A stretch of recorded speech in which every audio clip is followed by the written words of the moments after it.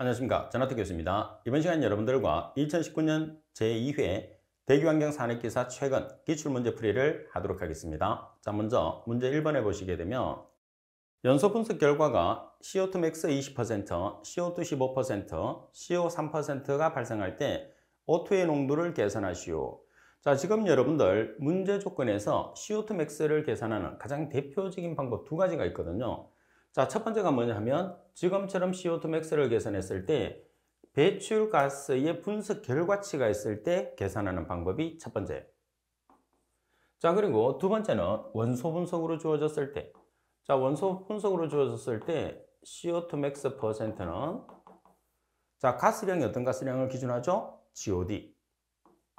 왜 GOD를 기준하느냐면 이론 공기량과 근연소 가스량을 기준하라고 연소공학의 정의가 나와 있죠, 그죠? 단서가. 자, 그리고 GOD분의 CO2가 차지하는 양 곱하기 100으로 나타내죠. 자, 그리고 여기서 CO2량이라는 것은 1.867C 단위는 S미터의 삼성 per 킬로그램이 되죠. 그래서 이 두 가지 정도는 반드시 기억을 해야 됩니다. 자, 그리고 지금 원소 분석치에서 만약 CO가 없으면 이 값을 어떻게 하면 되죠? 생략을 해서 여러분들이 계산하시면 되죠. 그래서 지금 팁에 있는 식은 지금 설명하고 있는 식에서 CO가 주어지지 않은 경우에 그러니까 이 식만 여러분들이 지금 1번으로 표기한 이 식만 잘 기억을 하시면 여러분들이 쉽게 문제를 풀 수 있고 만약에 탄소가 몇 퍼센트, 수소가 몇 퍼센트, S가 몇 퍼센트 이런 식으로 원소 분석으로 나와 있으면 지금 2번이라고 표기되어 있는 식을 사용하시면 된다는 것. 두 가지로 반드시 정리를 해 두셔야 돼요. 자, 그러면 여러분 대입을 해 보겠습니다. 우리가 계산하는 값이 뭐죠? O2의 퍼센트를 계산을 해요. 그래서 O2의 퍼센트를 계산합니다. 따라서 CO2 맥스 자리에 20%를 대입을 합니다. 그리고 CO2 자리에 15%를 대입을 해요. 그죠? 자, 그리고 CO 자리에 얼마를 대입하느냐 하면 CO 자리에 3%를 대입을 해요. 자, 그러면 O2에 대한 값을 정리하게 되면 얼마가 되죠? 3.29%라는 값이 나오겠죠. 그래서 말씀드린 것처럼 CO2 맥스를 계산하는 CO2 최대값은 공식이 크게 세 가지로 나타내거든요. 배출가스 분석치에 의해서 일산화탄소가 있을 때, 일산화탄소가 없을 때, 그리고 원소 분석법 반드시 정리를 해 두셔야 됩니다. 자, 그리고 여러분들 문제 2번을 보시게 되면 동일한 사양을 가진 사이클론에 대해서 여기서 사이클론이라는 것은 원심력 집진기입니다. 작동 조건을 바꿀 때의 처리 효율의 변화는 다음 식을 이용해서 대략적으로 측정할 수 있다. 100- 효율 A 나누기 100- 효율 B는 QB 나누기 QA의 0.5성. 자, 여기서 우리가 나타내는 0.5성이라는 것은 뭐와 동일하죠? 자, 0.5성은 2분의 1성 그리고 루트를 취한 값하고 동일합니다. 자, 여기서 효율 A와 효율 B는 A와 B 조건에서 사이클론의 효율이며 QA와 QB는 A 및 B 조건에서 처리 유량. 만약에 80%의 처리 효율을 가진 동일한 사이클론에 대해서 유입구의 유속을 2배로 증가시킬 경우에 처리 효율을 계산하시오. 이렇게 문제가 나와 있어요.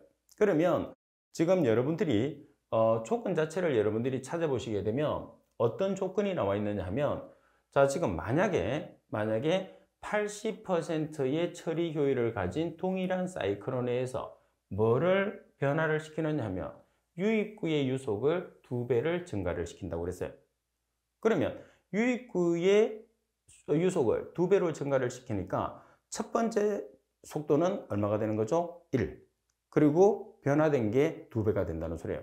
그러면 지금 나와 있는 이 식에서 지금은 여러분들이 효율에 따라서 속도가 변하니까 지금 여기서 효율은 나타내는데 지금 유량이라는 조건이 없고 속도에 대한 조건이 있죠. 그래서 유량과 속도는 동일한 개념으로 사용하기 때문에 QA와 QB 대신에 VA와 VB로 바꿔요. 그래서 지금 주어진 이 공식을 여러분들 Q 대신에 V, 속도로 바꾸는 게 이 문제에서는 포인트예요. 아시겠죠? 자, 그러면 80%가 뭐냐면 A에서의 효율이 되는 거죠. 그래서 효율 A가 되는 거예요. 자, 그리고 효율 A에서 여러분들 유입구의 속도를 2배가 된다 했으니까 2배가 되는 것은 뭐죠? 여기서 VB가 되는 거예요. 그러면 효율 A에 해당하는 VA는 얼마가 되는 거죠? 1이 되는 거죠. 그 1에 해당하는 VB가 2배가 됐으니까. 그래서 이 2배가 됐을 때에 뭐를 계산하는 거죠? 효율을 계산하는 거예요. 그래서 효율 B를 계산을 해서 문제를 풀으라는 그런 뜻이 됩니다. 자, 따라서 효율 A라는 값이 말씀드린 것처럼 80%입니다. 효율 B를 계산을 해야 돼요. 자, 그리고 속도 VA를 얼마를 기준하느냐면 1을 기준합니다. 그러면 변화된 VB가 몇 배가 됐다고 그랬느냐면 2배가 됐다고 그랬어요. 따라서 0.5성 또는 2분의 1성 루트 같은 값이에요. 그래서 효율 B를 계산을 해주시면 얼마가 되느냐면 85.86이 된다는 거죠. 자, 그럼 여기서 여러분들이 이 값을 한번 계산을 해 보겠습니다. 자, 100-80 했으면 20이 되는 거죠. 자, 100- 효율 B는 자, 이 값을 계산하게 되면 2의 0.5성. 그러면 여기에 1이 생략되어 있죠. 따라서 대각선으로 곱해서 계산을 합니다. 그러면 2의 0.5성은 100에도 한번 곱해주고 여기도 한번 곱해주는 거예요. 그러면 100 곱하기 2의 0.5성 마이너스 효율 B 곱하기 2의 0.5성은 20이 되는 거죠. 그래서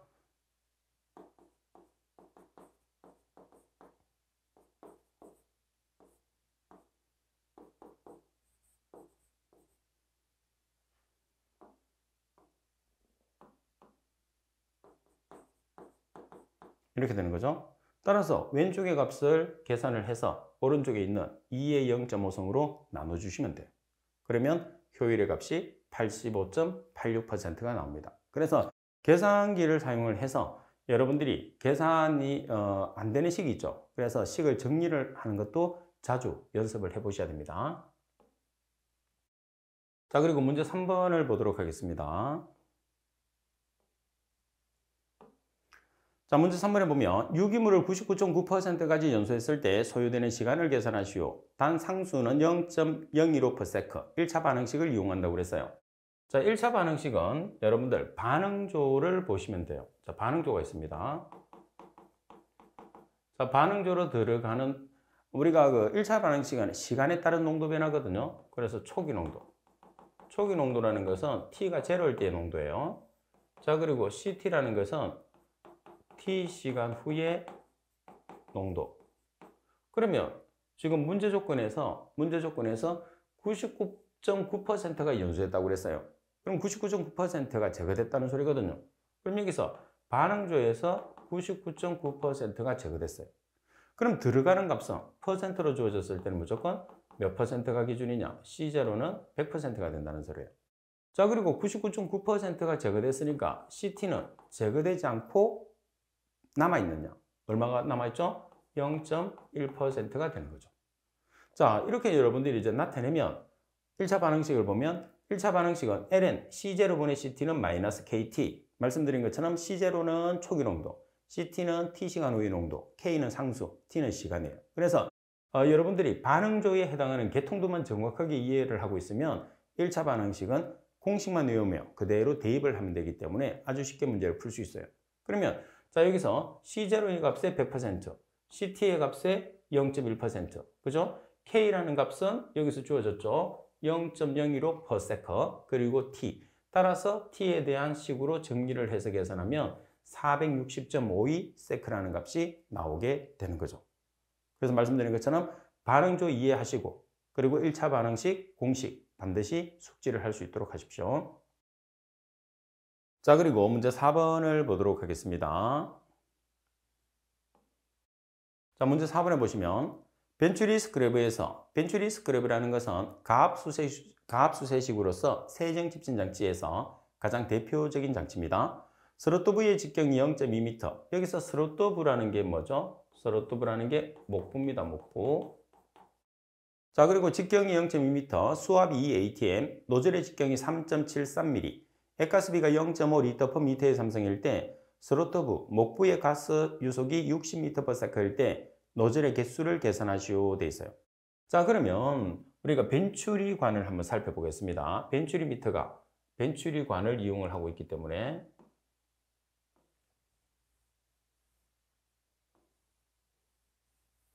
자, 이렇게 생겼어요. 그러면 지금 이 부분이 목부예요, 목부. 자, 목부고 슬로트부. 같은 뜻입니다.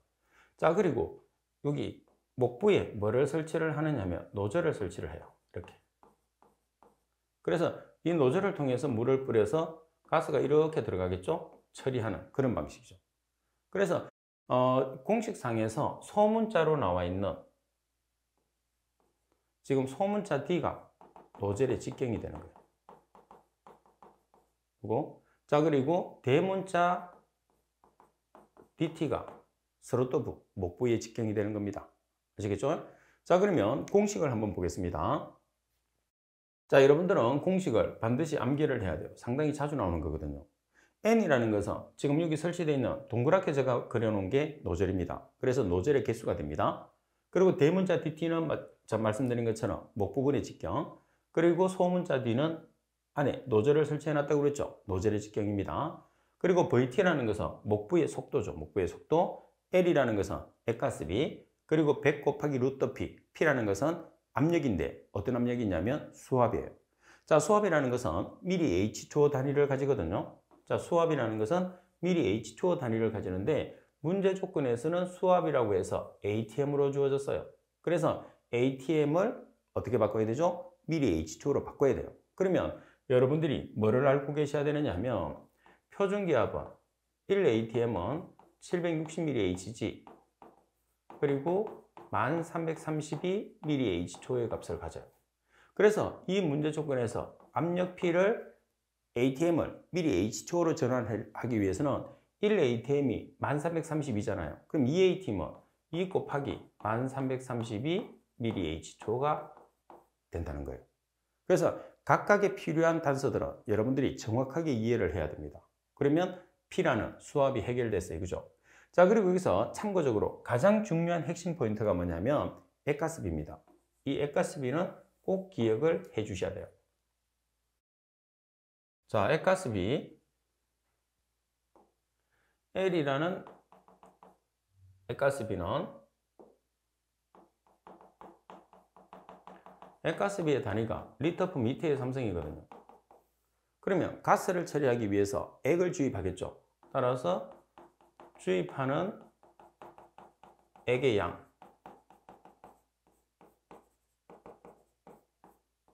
자, 그리고 처리가스량,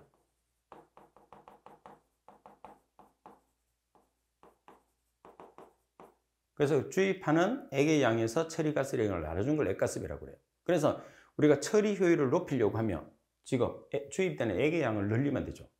그래서 액의 양이 커지면 커질수록 액가스비가 커지는 거예요. 액의 양이 적으면 적을수록 액가스비가 작아지는 거죠. 그래서 액가스비가 작다는 소리는 그만큼 처리가 잘 된다는 소리니까 주입되는 액의 양이 적게 들어간다는 소리예요. 그래서 이 조건을 이용해서 여러분들이 뭐를 계산을 하느냐면 주입되는 액의 양을 계산을 해요. 자, 주입되는 액의 양을 계산을 하시오. 이렇게 문제가 나오면 어떻게 하면 되죠? 액가스비 곱하기 처리가스량.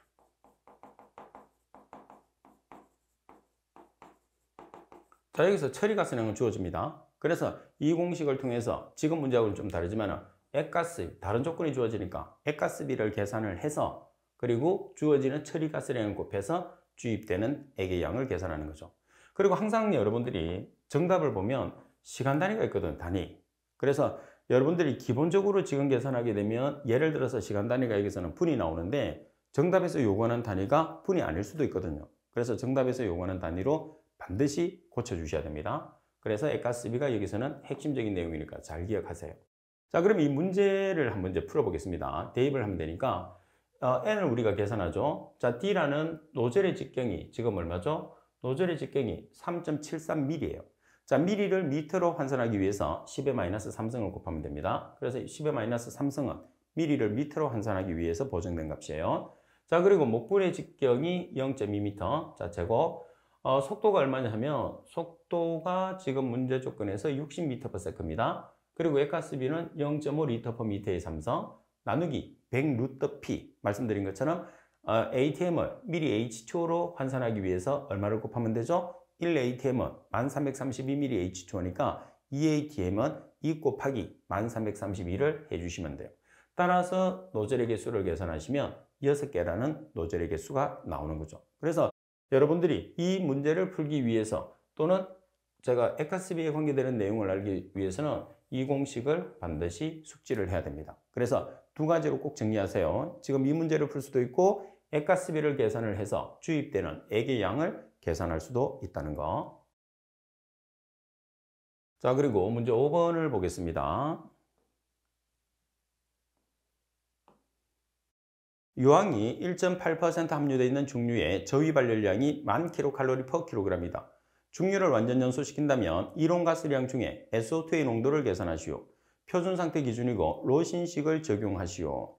자, 여러분들 이론 부분에 보면 연소 계산 파트가 있어요. 그죠? 산업기사도 실기에서는 연소 계산이 나오기 때문에 연소 계산 공식을 반드시 정리를 해 놓으셔야 됩니다. 정리를 할 때는 고체 액체에 해당하는 연소 계산식, 그리고 기체 연료에 해당하는 연소 계산식이 서로 달라요. 그래서 두 가지로 분류를 해서 정확하게 숙지를 하는데, 자, 이 문제 조건에서는 로신식을 이용을 해요. 그래서 로신식을 이용을 해서 뭐를 계산을 하느냐면 이론 가스량. 지금 문제 조건에서 이론 가스량을 기준으로 해서 아황산가스의 농도를 계산하라고 그랬단 말이에요. 그러면 아황산가스의 농도는 이론 가스량분의 아황산가스가 차지하는 양 곱하기 10의 6성. 자, 여기서 ppm은 100만 분율이니까 10의 6성. 만약에 퍼센트로 계산을 하시오 그러면 10의 2성을 곱해서 계산을 해주시면 됩니다. 자, 그리고 여기서 0.7S가 나온 거는 뭐냐면, 자, S를 연소를 하면 SO2가 나오겠죠? 따라서 32kg S가 연소했을 때 발생되는 SO2는 22.4Sm의 삼성이에요. 자, 그러면 SO2량은 32kg 분의 22.4Sm의 삼성, S의 농도에 따라 달라지는 거죠. 그래서 계산하시면 0.7S Sm의 삼성 per kg 이렇게 나오죠. 자, 그래서 원소 분석법에서 SO2량은 0.7S, 지금처럼 0.7S라고 암기를 하고 있는 게 여러분들 문제를 풀었을 때 아주 중요합니다.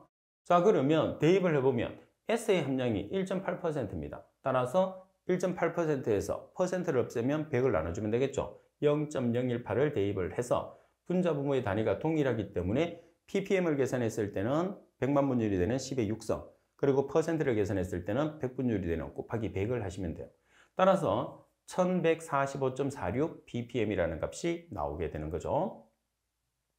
자, 그리고 여기서 이제 지옥, 우리가 이론가스량이라는 것은 지금 보시다시피 로신식에서 이론가스량은 1.1 곱하기 저위 발열량 나누기 1000으로 계산을 해요. 그래서 지금 여러분들이 11Sm의 삼성 per kg이라는 것은 로신식을 이용을 한 거죠. 그래서 로신식을 우리가 자주 사용은 하지 않지만 이런 식으로 나오기 때문에 나오는 내용 정도는 기억을 해야 됩니다. 저위 발열량이 지금 문제 조건에서 1000kcal/kg이에요. 따라서 저위 발열량 나누기 1000 곱하기 1.1을 하시게 되면 로신식에서 이론 가스량이 계산이 됩니다.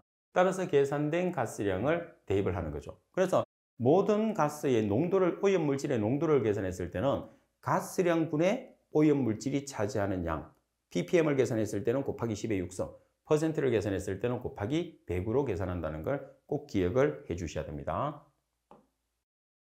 자, 그리고 문제 6번을 보겠습니다. 흡수탑의 혼합기체의 배기가스량이 1500m의 삼성파워이고 이때 온도가 65도씨, 압력은 750mHg다. 배기가스 중에 HCl이 20%, 에어, 공기가 80%로 구성되어 있을 때 처리되는 HCl의 양을 계산하시오. HCl의 처리 효율은 90%라고 되어 있어요. 그러면 자, 우리가 지금 처리되는 HCl의 양을 Sm의 삼성 per hour로 일단은 표준 상태로 계산을 해요. 자, 표준 상태로 계산을 하기 위해서는 온도 압력이 보정돼야 되겠죠? 그 다음에 이번 과정에서는 HCl의 양을 킬로그램으로, 질량으로 바꿔요. 그러면 Sm의 삼성이라는 최적 단위를 킬로그램이라는 질량으로 바꾸기 위해서는 팁에 나와 있는 HCl 1kmol에 해당하는 분자량과 최적을 이용해서 최종적으로 정답을 구해주시면 돼요. 자, 그럼 먼저 설명을 드릴 때 뭐를 하느냐면 온도 보정을 먼저 한번 해보겠습니다. 지금 HCl과 공기는 어디에 포함되어 있느냐 하면 배기가스량이 포함되어 있거든요. 따라서 이 배기가스량이 현재 상태이기 때문에 표준 상태로 제가 한번 만들어 볼게요. 자, 지금 1500m의 삼성 per hour.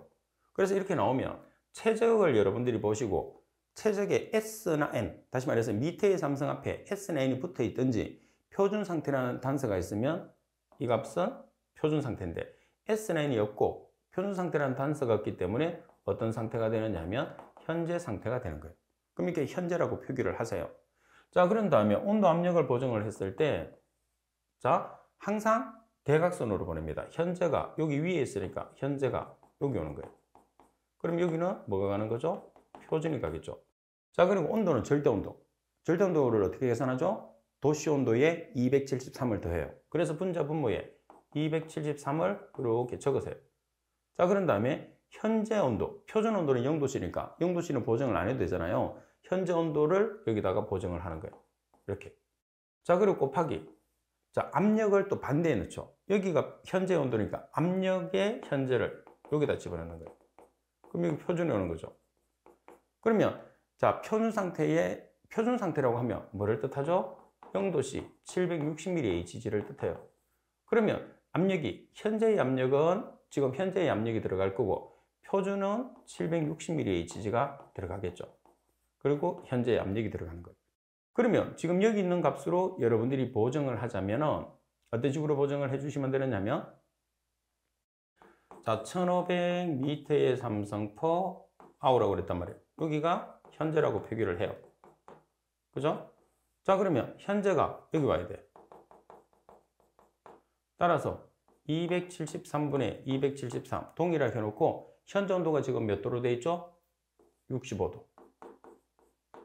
자, 그리고 압력. 현재만 나타내면 돼. 대각선으로 또 현재를 보내요. 그러면 현재의 압력이 지금 얼마죠? 750mHg. 그러면 750mHg. 표준은 760mHg. 이렇게 해서 상태를 표준 상태로 고쳤어요. 아시겠죠? 자, 그럼 이렇게 표준 상태로 고친 값 중에서 HCl이 얼마를 차지하느냐 하면 20%를 차지해요. 이 가스량 중에서 20%가 HCl이에요. 자, 그 다음에 HCl이 얼마만큼 처리됐느냐 하면 90%가 처리됐어요. 왜? 우리가 지금 계산하는 게 처리되는 HCl의 양을 계산하는 거거든요.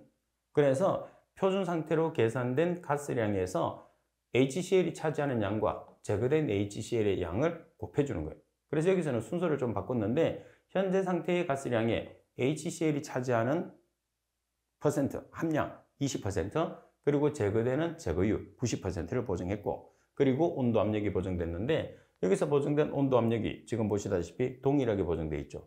그래서 대기 공부는 온도 압력을 정확하게 보정하는 게 아주 중요해요. 그래서 제가 말씀드린 것처럼 이런 식으로 보정을 꼭 해주셔야 됩니다. 자, 이렇게 보정이 됐으면 지금 최적, 표준 상태의 최적을 뭘로 고치느냐면 kg이라는 질량으로 고쳐요. 그러기 위해서는 1kmol을 기준하면 됩니다. 1kmol에서 분자량 kg, 최적은 22.4라는 아보가드로 수요에서 항상 동일한 값을 가지게 되죠. 따라서 분자량이 kg이면 최적은 22.4 S미터의 삼성.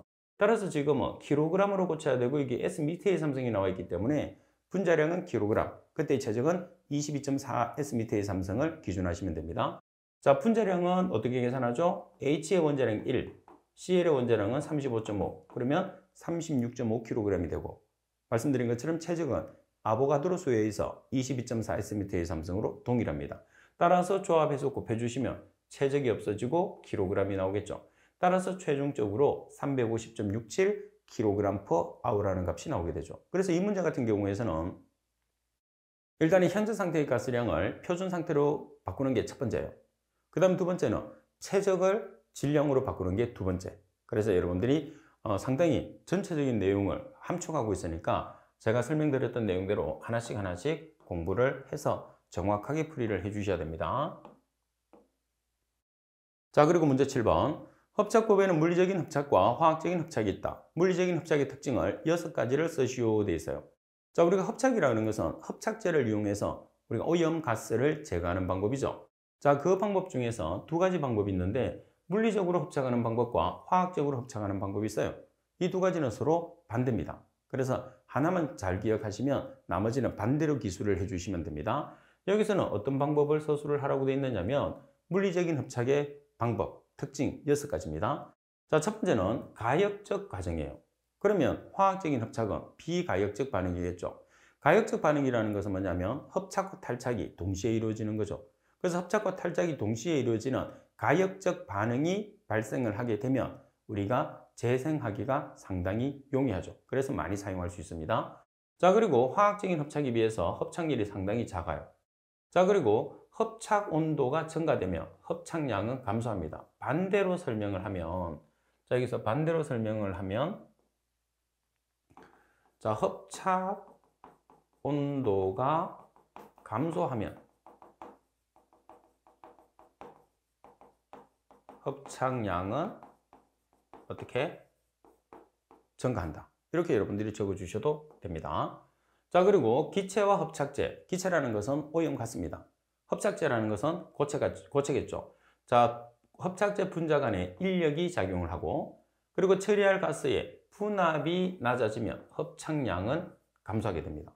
그래서 분압이 낮아지면 합착량은 감소하기 때문에 합착량과 압력은 비례관계, 합착량과 온도는 반비례관계. 그 이유는 온도, 압력이 반비례관계가 있잖아요. 그래서 이 두 가지를 기억을 했을 때 3번 과정과 5번 과정을 기억했을 때 합착되는 양은 온도에는 반비례관계, 그리고 압력에는 비례관계라고 생각하시면 돼요. 반비례관계라는 것은 하나가 크지만 하나는 작아져야 되죠. 비례관계라는 것은 커지면 같이 커지는 그런 관계. 자, 그리고 다분자 합착이 가능합니다. 여기서 다분자라는 것은 여러 개의 원소로 구성되어 있는 물질. 대부분 오염 물질은 한 개의 원소로 구성되어 있는 경우가 잘 없겠죠. 그래서 일반적으로 화학적인 합착은 단분자 합착이거든요. 한 개로 이루어진 것. 그래서 화학적인 합착보다는 물리적인 합착을 많이 사용할 수밖에 없습니다. 자, 그리고 합착제의 재생이나 오염가스의 회수에 상당히 용이하죠. 그리고 재생이 이루어지려고 하면 가역적 반응이 이루어져야 되죠. 합착과 탈착이 같이 일어나줘야 되는 건데 화학적인 합착에서는 그렇지 못하기 때문에 아무래도 재생이 용이하지 못하죠. 반면에 물리적 합착 같은 경우에서는 가역적 반응이 일어나기 때문에 재생이 상당히 용이하다 이렇게 보시면 돼요. 자, 잘 정리를 해 놓도록 하십시오. 자, 그리고 문제 8번에 보시게 되면 원심력 집진 장치에서 블로다운 방법에 대해서 서술하고 효과를 3가지를 쓰시오 되어 있어요. 자, 지금 여기서는 방법을 설명하고 효과를 적는 거죠. 그리고 원심력 집진 장치 중에서도 가장 대표적으로 사이클론에서 일어나는 가장 대표적인 효율 증가책이 블로다운이가 되는 거죠. 그죠? 자, 그럼 블로다운이라는 것은 사이클론 집진기에서 집진 효율을 높이는 가장 대표적인 방법이에요. 그리고 방법을 서술했을 때 반드시 들어가는 내용이 이 내용입니다. 자, 하부 아래쪽에 더스트박스라는 것은 먼지를 모으는, 처리된 먼지를 모으는 용기가 되는 거죠. 그래서 원심력 집진기나 권성력 집진기는 더스트박스의 형상과 크기가 집진율에 아주 큰 영향을 미친다고 필기에서 설명을 드렸죠. 자, 하부의 더스트박스에서 처리 가스량의 5에서 10%를 처리를 합니다. 5에서 10%. 이 내용이 반드시 들어가야 돼요. 그래서 5에서 10%를 처리해서 사이클론 내에 난류 현상을 억제시키고 그리고 재비산을 막아주고 장치 내벽으로 일어나는 먼지의 축적도 방지를 하는 방법이에요. 그러면 난류 현상이 억제되고 그리고 재비산을 막아주고 그리고 먼지의 축적이 방지되기 때문에 효율이 증가하는 거죠. 결론적으로 반대로 얘기하면 난류 현상이 발생을 하고 재비산이 발생하고 먼지 축적이 일어나면 효율이 떨어진다는 뜻이거든요. 그래서 얘들을 방지를 해야지 효율이 증가하는데 이 방지를 하는 효과가 블로다운 효과라는 겁니다. 자, 그러면 효과를 나타내 보면 먼지의 재비산을 방지하고 유효 원심력이 증대됩니다. 원심력 집진기는 원심력이 증가하면 증가할수록 효율이 증가하죠. 자, 그리고 집진 효율이 증가되는 효과가 블로다운 효과. 따라서 여러분 시험에서 이론 중에서는 가장 자주 나올 수 있는 내용이기 때문에 꼭 숙지를 하는데 방법과 효과 각각으로 나올 수도 있어요. 방법을 설명하시오, 효과를 설명하시오 이렇게 나올 수도 있는데 지금처럼 동시에 문제에서 나올 수도 있다는 거. 자, 그리고 문제 9번을 보겠습니다. 자, 문제 9번에 보시게 되면 다운하시 현상과 다운드래프트 현상이 발생되는 원인과 방지 대책을 서술하시오 돼 있어요. 자, 그럼 먼저 다운화시 현상을 한번 보겠습니다. 다운화시 현상이라는 것은 배출되는 가스의 속도가 있어요. 자, 그 다음에 풍속이 지나갑니다. 풍속. 그러면 배출되는 가스의 속도 VS에 비해서 풍속류가 지나가는 속도가 너무 빨라요. 그래서 연기가 위쪽으로 올라가지 못하고 굴뚝 아래로 말려 들어가는 현상을 다운화시 현상이라고 그래요.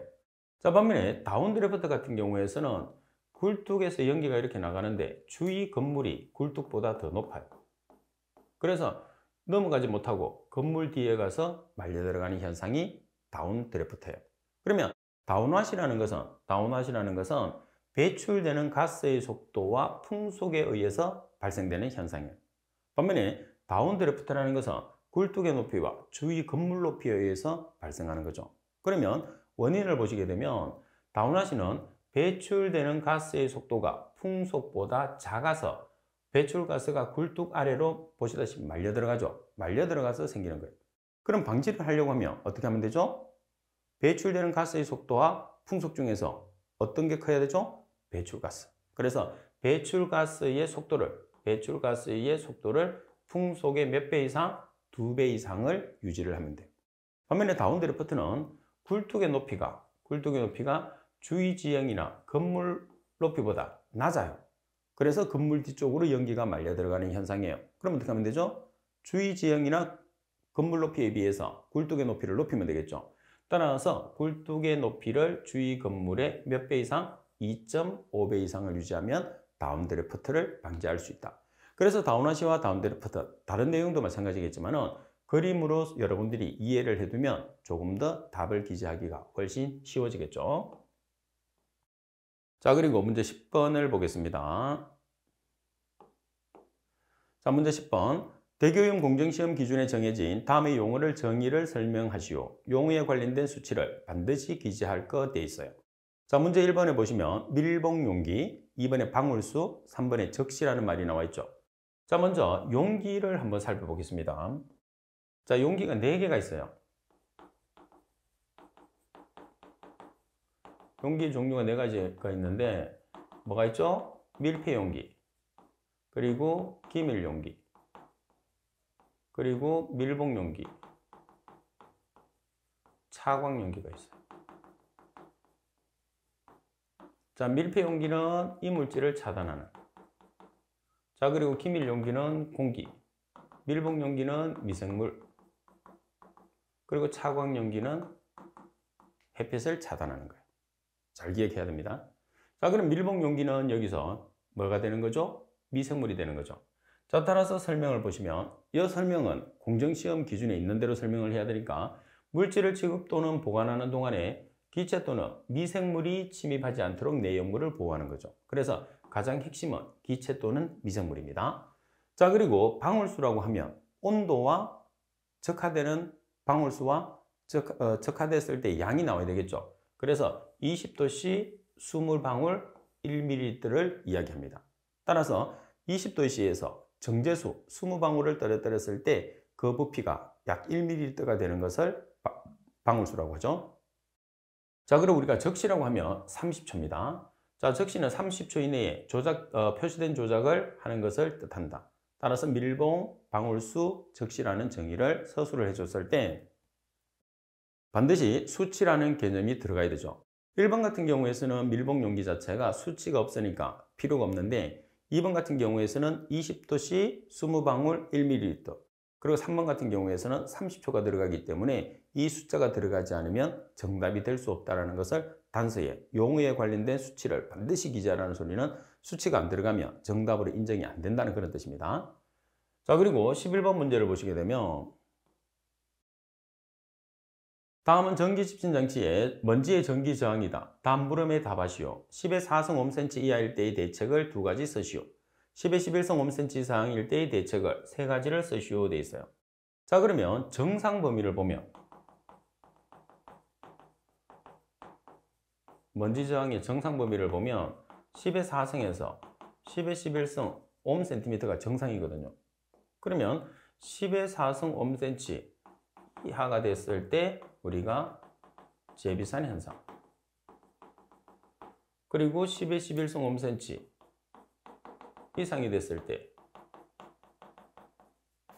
역전리 현상이라고 해요. 그죠? 자, 그러면 재비산 현상이나 역전리 현상은 건식에서 발생하기 때문에 공통적으로 방지 대책은 습식 집중기를 채용하시면 돼요. 자, 그리고 10의 4승 5cm 이하가 재비산이니까 약품을 이용했을 때는 NH3라는 암모니아를 주입하면 되겠죠. 자, 반면에 재비산이 아니고 역전리 현상이라고 하면 SO3를 주입하든지 황산을 주입하든지 아니면은 집신판에 붙어 있는 먼지를 빨리빨리 제거를 하는 거죠. 그걸 우리가 타격 빈도를 높인다고 이야기를 합니다. 그래서 순서대로 재비산 현상은 2가지, 역전리 현상은 3가지를 서술을 해주시면 됩니다. 자, 답란을 여러분들이 보시게 되면 자, 재비산 현상에서는 습식 집중기 사용, 그리고 암모니아 주입. 여기서 암모니아는 NH3를 이야기합니다. 그리고 역전리 현상의 대책에서는 습식 집중기를 사용하고 SO3를 스프레이로 주입하고 황산을 주입해도 됩니다. 그리고 타격 빈도를 높여도 우리가 역전리 현상을 방지할 수 있는 거죠. 자, 그리고 12번 문제를 보겠습니다.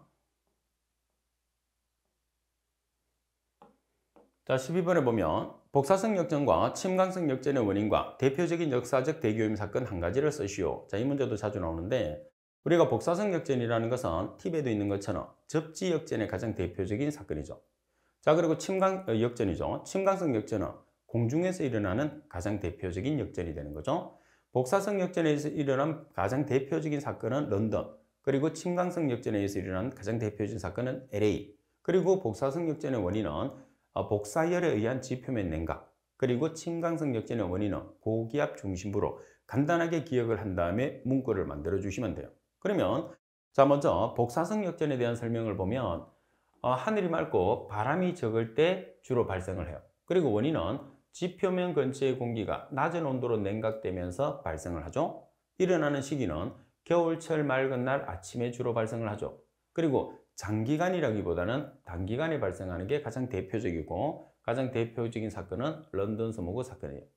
자, 반면에 공중역전의 대표적인 침광성 역전 같은 경우에서는 원인은 고기압 중심 부분에서 기청이 서서히 침강하면서 기온이 단열 변화로 성온되면서 상승하면서 발생하죠. 그래서 역전은 온도가 발생을 해서 우리가 정체되어 있는 상태에서 발생을 하게 되는 거죠. 그리고 주로 대도시에서 발생하고 단기간이 아니라 장기간에 의해서 오염물질이 축적됐을 때 발생이 되는데 가장 대표적인 사건은 LA 서머그 사건이 된다는 것.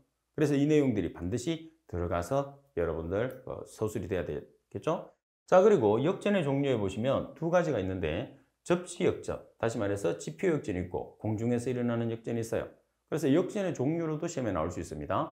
접지 역전의 종류는 복사성 역전과 이류성 역전, 그리고 공중 역전의 종류는 침강성 역전, 전선선 역전, 해풍, 난류성 역전이 있어요. 그래서 여러분들이 답란을 작성을 했을 때 정확하게 답란을 작성할 수 있게끔 공부를 했을 때 정확하게 해주는 게 중요해요. 그리고 지금 12번 같은 경우 이론 내용 같은 경우를 여러분들이 답란을 만들 때는 처음부터 내용을 똑같이 암기를 하려고 하지 말고 제가 설명해주는 키포인트 위주로 암기를 해서 그 키포인트가 들어가게끔 문맥을 맞춰서 서술을 해주는 그런 습관을 들이는 게 필답형 공부를 하는 아주 중요한 방법이 됩니다. 자, 그리고 여러분들 보시게 되면 자, 지금 여러분들이 보고 계시는 이 문제들은 여러분들 선배들이 시험을 친 다음에 문제를 보고 내서 제게 보내준 문제를 제가 재편집을 해서 강의를 하고 있습니다. 시험을 치는 여러분들이 가장 정확하게 문제를 복원할 수 있겠죠, 그죠? 그래서 여러분들이 참여가 적극적으로 필요합니다. 시험을 치신 다음에 댁에 오셔서 문제를 대충 맞춰보겠죠. 그래서 복원을 한 다음에 제게 보내주시면 제가 후배들을 가르치는데 아주 많은 도움이 됩니다. 따라서 여러분들의 적극적인 참여 꼭 부탁을 드릴게요. 자, 어디로 보내주시느냐면 제가 사용하는 메일로 보내주시면 돼요. 그래서 제가 사용하는 메일은 kwe7002@한메일넷입니다. 그래서 여러분들의 적극적인 참여 꼭 부탁을 드릴게요. 자, 그리고 계산 문제 같은 경우에서는 반드시 기본 공식이 한 개가 나온다고 생각하고 공식을 외우면서 문제풀이를 하셔야 되고, 그 다음에 이론 문제 같은 경우에서는 여러분들이 한 번에 암기하기가 상당히 힘들어요. 그래서 노트를 이용해서 정리를 한 다음에 파트별로 정리를 해도 되고 순서대로 정리를 해도 되고, 그리고 시간이 날 때마다 계속적으로 보는 거죠. 그래서 반복적인 학습을 해야지 여러분들 머릿속에서 오래 남게 됩니다. 자, 이번 시간 수업은 이것으로 마치도록 하겠습니다. 수고하셨습니다.